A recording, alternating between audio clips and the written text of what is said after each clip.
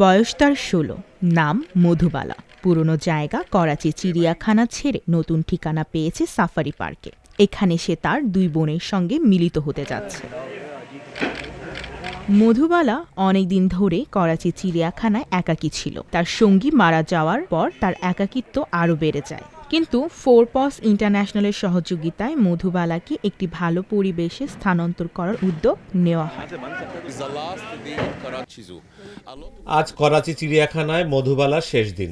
গত কয়েক মাস ধরে আমরা এই হাতিকে প্রশিক্ষণ দিয়েছি, এর মাহুতকেও প্রশিক্ষিত করেছি। সাফারি পার্কে অনেক উন্নয়ন ও নির্মাণ কাজ হয়েছে। বিশেষজ্ঞরা জানিয়েছেন মধুবালার শারীরিক অবস্থাও একসময় ভালো ছিল না। তার দাঁতে সংক্রমণ ও ফোলাভাব দূর করতে 7 ঘন্টার জটিল অস্ত্রোপচার করতে হয়। এখন তার স্বাস্থ্য পুরোপুরি ভালো এবং মানসিক অবস্থাও উন্নত।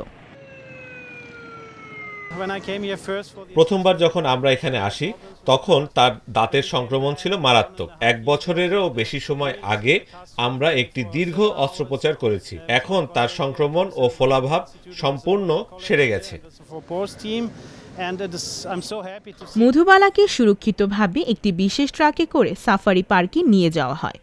এখানে সে পাবে আরও বড় জায়গা এবং প্রকৃতির মাঝে মুক্ত থাকার সুযোগ। হাতিরা খুব বুদ্ধিমান এবং সামাজিক প্রাণী। একাকী থাকা তাদের জন্য খুব ভালো নয়। মধুবালা এখন তার বোনদের সঙ্গে থাকবে, শান্ত পরিবেশ পাবে এবং আরও ভালো জীবনযাপন করবে।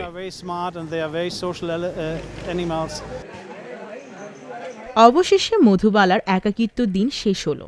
সাফারি পার্কে প্রশস্ত জায়গা এবং তার বোনেদের সান্নিধ্য তাকে নতুন জীবন দিয়েছে।